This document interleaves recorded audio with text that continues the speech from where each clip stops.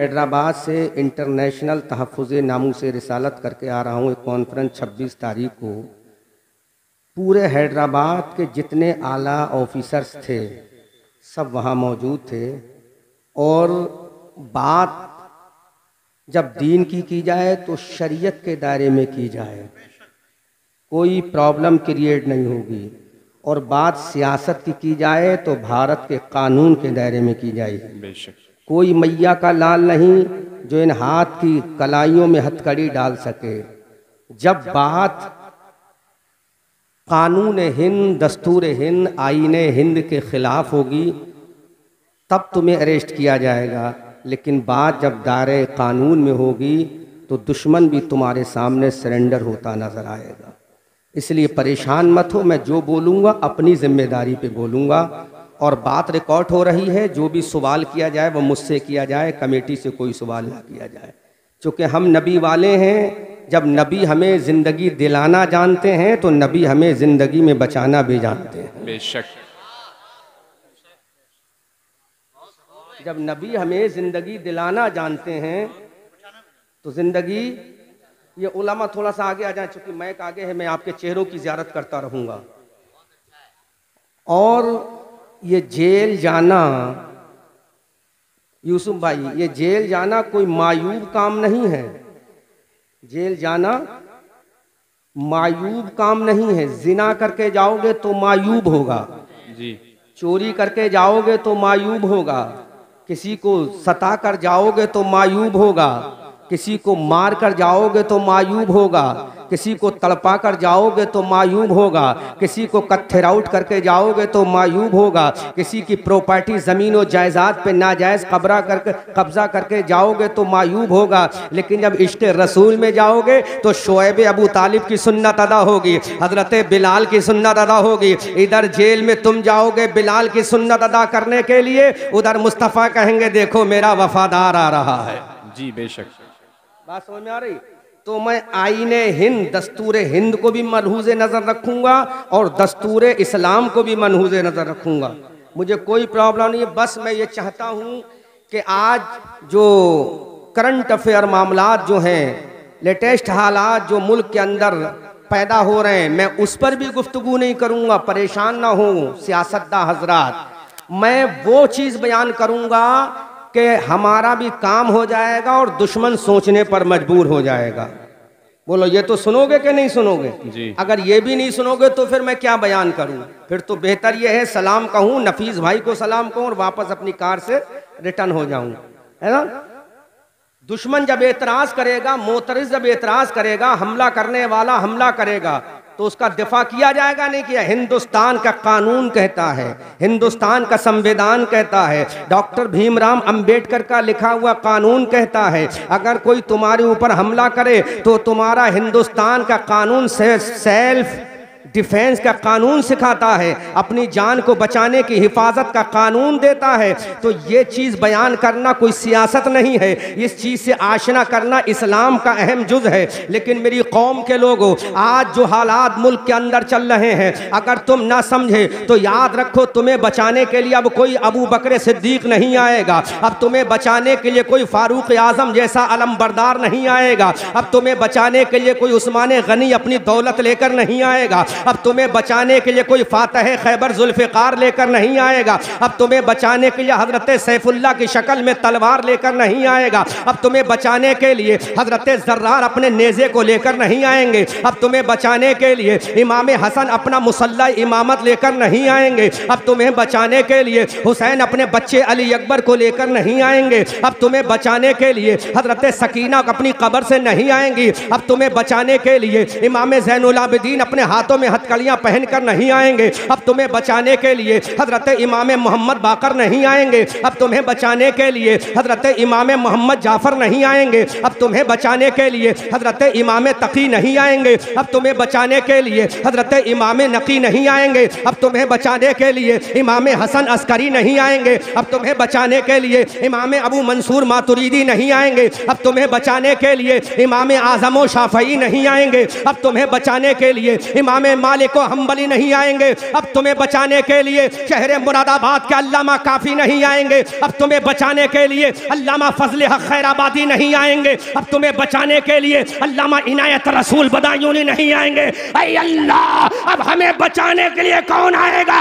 अल्लाह का कुरान बोल रहा है, अरे आगे बढ़ना तेरा काम होगा, बचाना मेरा काम होगा।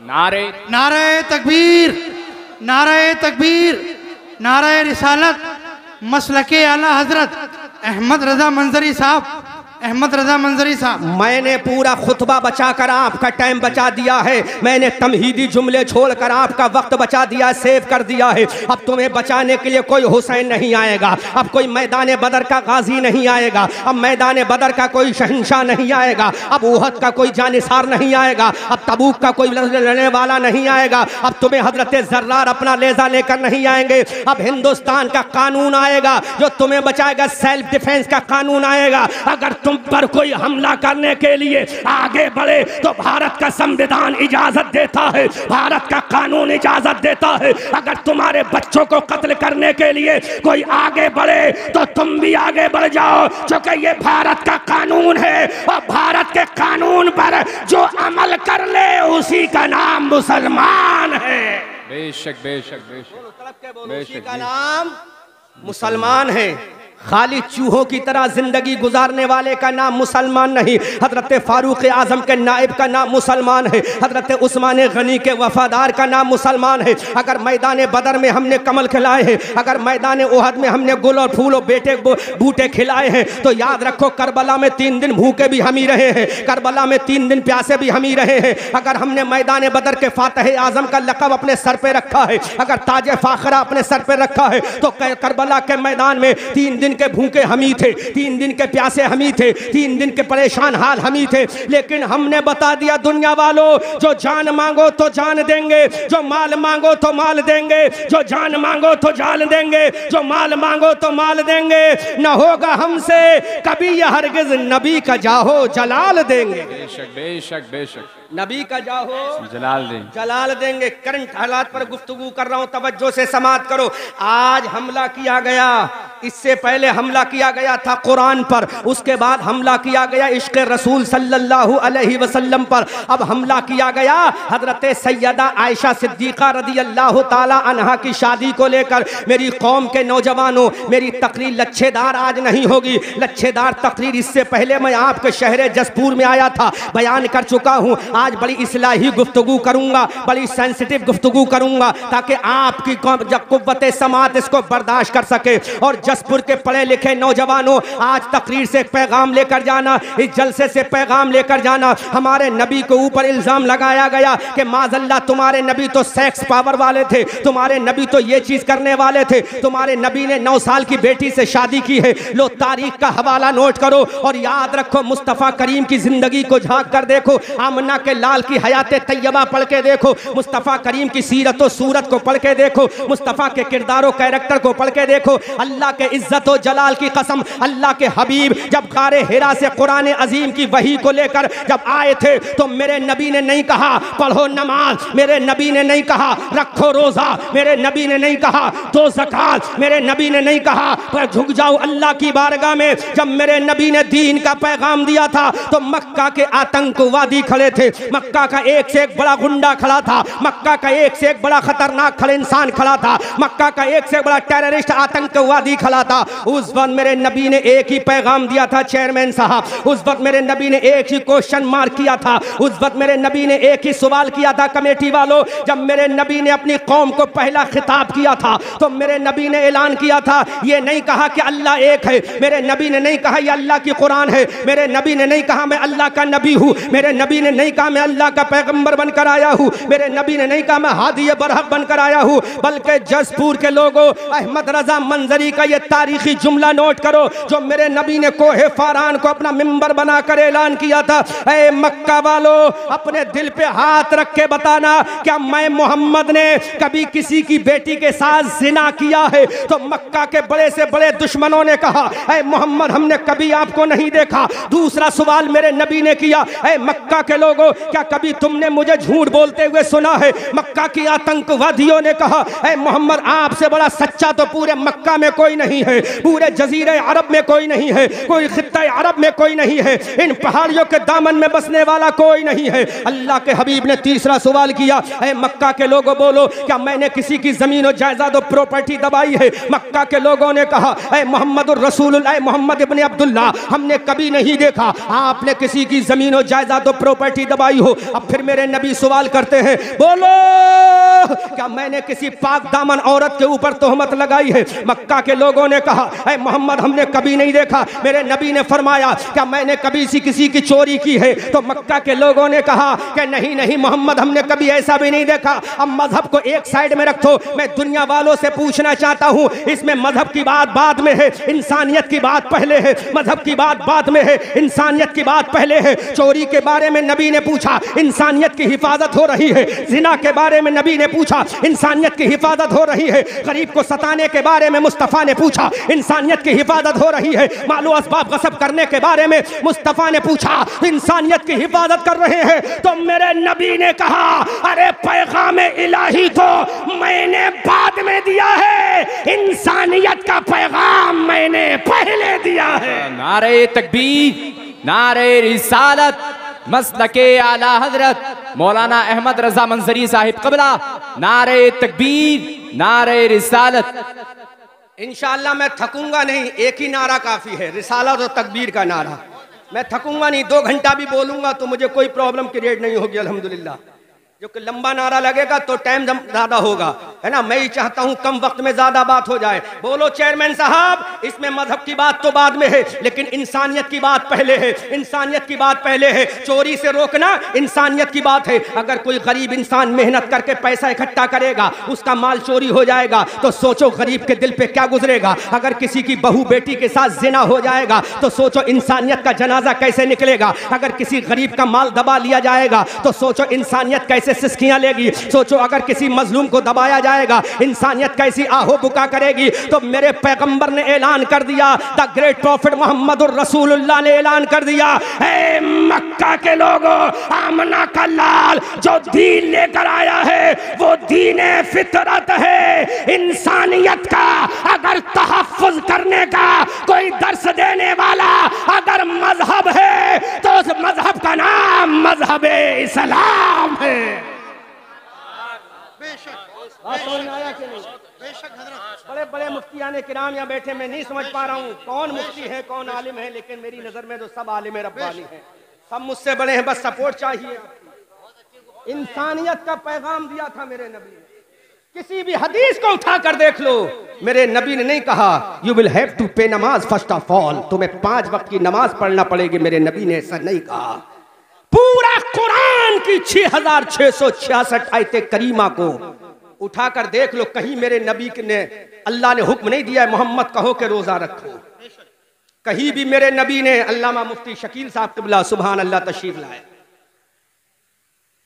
पूरी बुखारी और तिरमिजी इब्ने माजा और निसाई की हदीस उठाकर देखो, कहीं नहीं मिलेगा कि मेरे नबी ने पहले कुरान की रीडिंग कराने का ऑर्डर दिया हो, बल्कि नबी ने पहली अपनी जिंदगी का मंजर पेश किया है। क्या पेश किया? जिंदगी का मंजर पेश किया। अल्लामा मुफ्ती शकील साहब क़िबला अल्लाह सलामत रखे। बड़ी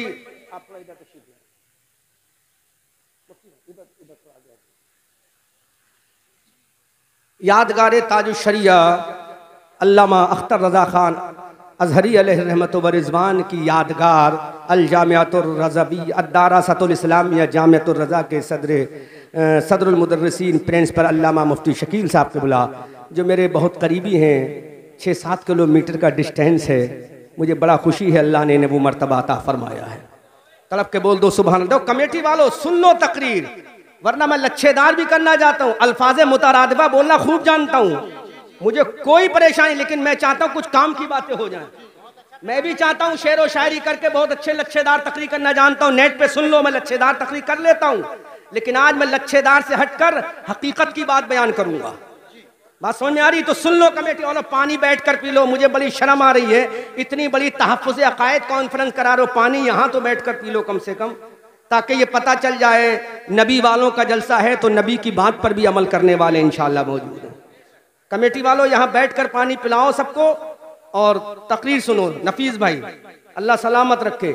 मेरे नबी ने सबसे पहले क्या पैगाम दिया कि बोलो कभी मेरी जिंदगी में ऐसा देखा है? एक से एक बड़ा आतंकवादी बोला है मोहम्मद हमने कभी नहीं देखा। तो मेरे नबी ने फरमाया अगर मैं ये कहूं इस पहाड़ के पीछे एक लश्कर है वो तुम पर हमला करने वाला है, मानोगे? कहा बिल्कुल मानेंगे।